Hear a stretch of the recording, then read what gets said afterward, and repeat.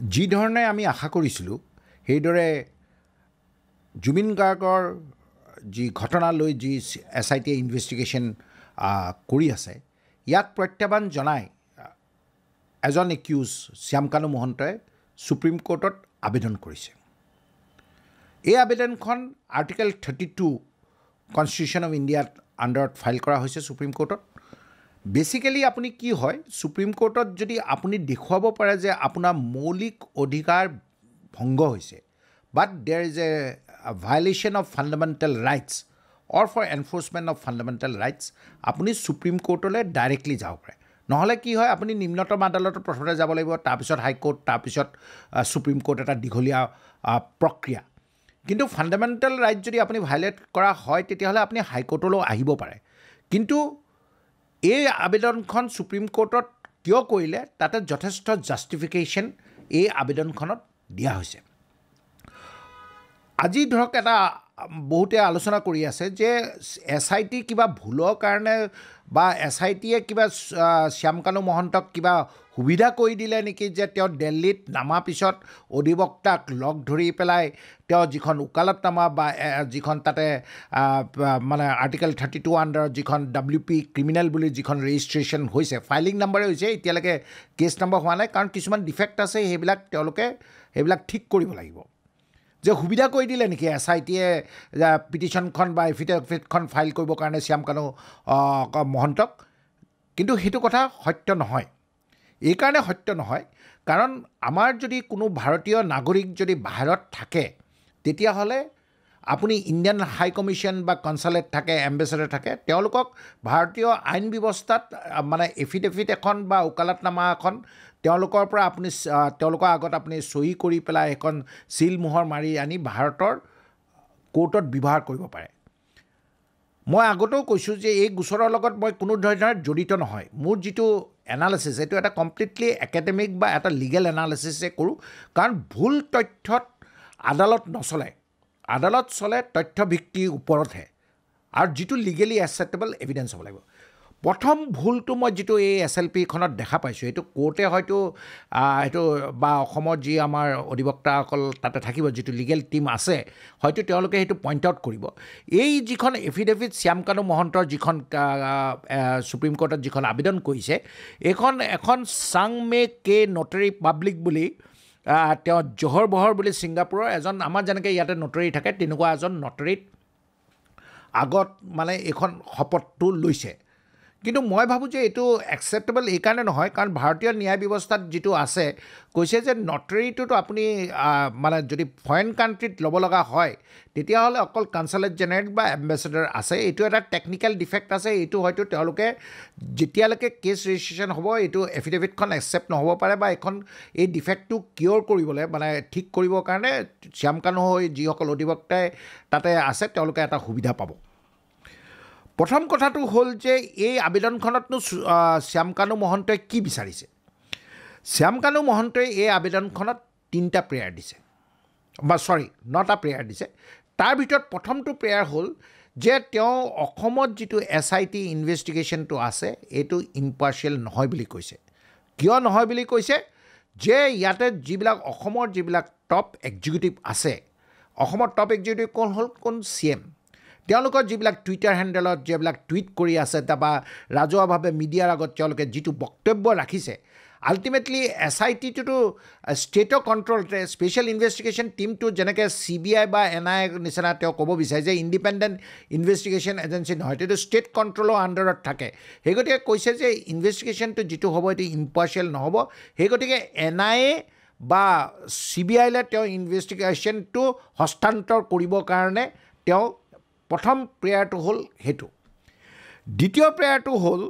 যে তেওঁ যিটো ভাবিছিল যে তেওঁ মানে এৰেষ্ট হোৱাৰ আগতেই তেওঁ এটা মানে প্ৰেয়াৰ দিয়ে সুপ্ৰিম কোৰ্টত নৰ্মেলি আছামীবিলাকে যে not to take any coercive action, কাৰণ সুপ্ৰিম কোৰ্টত আগতীয়া জামিনৰ এপ্লিকেশ্যনখন আপুনি ডাইৰেক্টলি ফাইল কৰিব নোৱাৰে। সেই গতিকে এখন SLPত বা যিখন এই WP ক্ৰিমিনেল যিখন ফাইল কৰিছে আৰ্টিকেল 32 আণ্ডাৰত তেওঁ কৈছে যে not to take any coercive action. মই ভাবোঁ যে এইটো যিটো ৰিলিফ তেওঁ বিচাৰিছে এইটো ইনফ্ৰাকচুৱাছ হৈছে বা ইয়াতে কোনো ধৰণৰ লিগেল ইছ্যু নাই কাৰণ তেওঁক অলৰেডি এৰেষ্ট কৰি SIT হেৰিত মানে তাত আছে দ্বিতীয় কথাটো হ'ল যে তেওঁ মানে তেওঁ বা তেওঁ পৰিয়ালবৰ্গৰ মানে যিটো থ্ৰেট পাৰচেপশ্যন পাইছে যিটো মিডিয়াত যিটো হেট মানে তেওঁৰ এগেইনষ্টে এটা নেৰেটিভ থ্ৰেট মানে ক্ৰিয়েট কৰিছে মিডিয়াই বুলি কৈছে এইবিলাকৰ ওপৰত তেওঁ ফেমিলি বা তেওঁৰ প্ৰটেকশ্যনটো যিটো আইনগতভাৱে প্ৰটেকশ্যন পায় সেইটো বিচাৰিছে তেওঁ কৈছে যে যিবিলাক পোষ্টমৰ্টেম ৰিপৰ্ট মেডিকেল ৰিপৰ্ট যিবিলাক ছিংগাপুৰৰ ইনভেষ্টিগেশ্যন ৰিপৰ্ট য'ত অলৰেডি কৈ দিছে যে তেওঁৰ লগত কোনো ফল প্লে নাই তেওঁ মৃত্যুৰ লগত কোনো ধৰণৰ তেনেকুৱা ফল প্লে পোৱা নাই জুবিন গাৰ্গৰ সেই গতিকে এই ৰিপৰ্টবিলাকো SITৰ পৰা সুপ্ৰিম কোৰ্টে আনি পেলাই সেইবিলাক চাব লাগে চিল কভাৰত আনিব লাগে আৰু যিহেতু এই গোচৰত অলৰেডি 54খন FIR ৰেজিষ্টাৰ্ড হৈছে যদিও এখন FIR কৈছে তেওঁ কৈছে যে অসমৰ বাহিৰে অন্য ৰাজ্যতো FIR লঞ্চ কৰিছে তো SITটো ইনভেষ্টিগেশ্যন অকল অসমতে আছে বেলেগ ষ্টেটত নাই সেই গতিকে কৈছে যে NIA বা CBI দিলে বা দুখন দেশৰ মাজত প্লেচ অফ অকাৰেঞ্চটো দুখন দেশ হয় সেই গতিকে তেওঁ NIA বা SITকলে বিচাৰিছে চবতছে লক্ষণীয় এটা তেওঁ কৈছে যে SITয়ে তেওঁ নাথাকা সময়ত কেইবাবাৰো তেওঁ ঘৰত গৈ পেলাই তেওঁ ঘৰটো আজি চিল কৰি দিছে তেওঁ ডিচিলিঙৰ কাৰণেও সুপ্ৰিম কোৰ্টত প্ৰেয়াৰ দিছে সিমিলাৰলি SITয়ে তেওঁ বেংক একাউণ্টবিলাক ফ্ৰিজ কৰিছে সেইটো ডিচিলিঙৰ কাৰণে তেওঁ প্ৰেয়াৰ দিছে আৰু এটা কৈছে যে অসমত যিটো মিডিয়া আছে মিডিয়াই যি ধৰণে মানুহক উচতনি দিছে বা যি ধৰণে তেওঁলোকে নেৰেটিভ কৰিছে বা যি ধৰণে তেওঁক অলৰেডি দুখী সাব্যস্ত কৰি দিছে বা আজি অল আছাম লয়াৰ্ছ এছ'চিয়েশ্যনে তেওঁক যি ধৰণে কোনো ধৰণৰ অধিবক্তা মানে ল'বলৈ কেছটো ল'বলৈ বাধা কৰিছে সেই গতিকে তেওঁ কৈছে যে এখন নিউট্ৰেল ষ্টেটত বা য'ত মানে এখন তেওঁ ফেয়াৰ ট্ৰায়েল পাব পাৰে তেনেকুৱা এখন ষ্টেটলৈ কিন্তু এইটো ট্ৰেন্সফাৰ কৰিবৰ কাৰণে তেওঁ প্ৰেয়াৰটো এই আবেদনখনত দাখিল কৰিছে এই আবেদনখন এতিয়ালৈকে সুপ্ৰিম কোৰ্টে এতিয়ালৈকে তেওঁলোকৰ কোৰ্টলৈ অহা নাই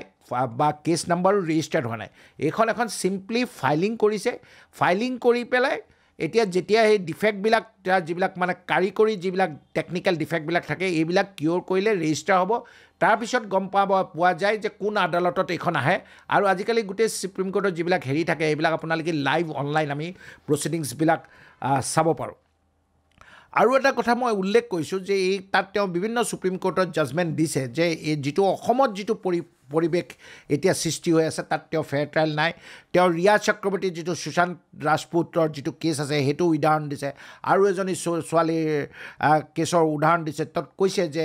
এনেকুৱা ধৰণৰ পৰিস্থিতিত তেওঁ মৌলিক অধিকাৰ আৰ্টিকল 21 and 22 কনষ্টিটিউশ্যনৰ তেওঁৰ ইয়াতে ভায়লেশ্যন হোৱা বুলি তেওঁ এইটো উদাহৰণ দিছে আৰু অসমৰ ক্ষেত্ৰত বিভিন্ন মব লিঞ্চিঙৰ কেছত যেনেকৈ মানুহক উলিয়াই মাৰে সেইবিলাকৰো উদাহৰণ দিছে তেওঁ ভাবিছে যে ইয়াতে মব লিঞ্চিং হ'ব পাৰে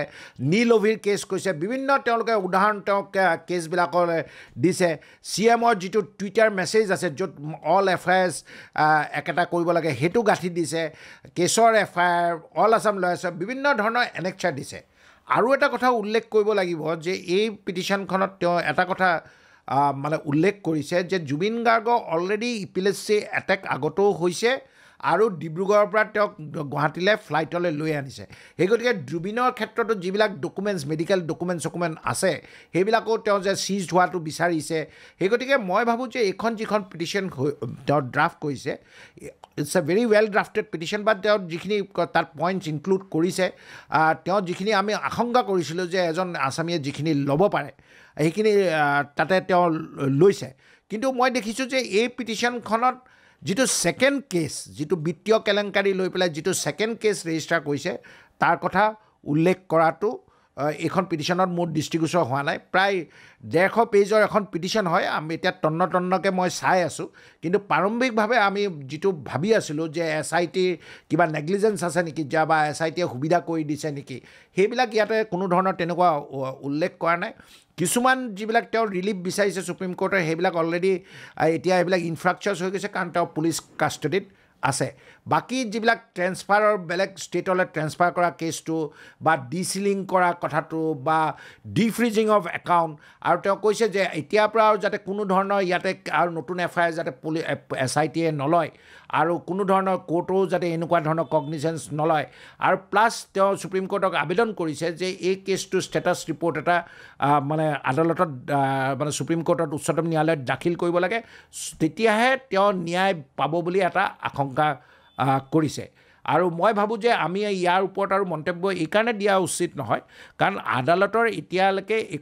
এইটোৰ ওপৰত একো বিবেচনা বা একো ধৰণৰ অৰ্ডাৰ হোৱাই নাই কিন্তু তেওঁ মিডিয়াৰ ওপৰত যথেষ্ট ক্ষোভ দেখা গৈছে তেওঁ কৈছে যে ভিলিফিকেশ্যন অফ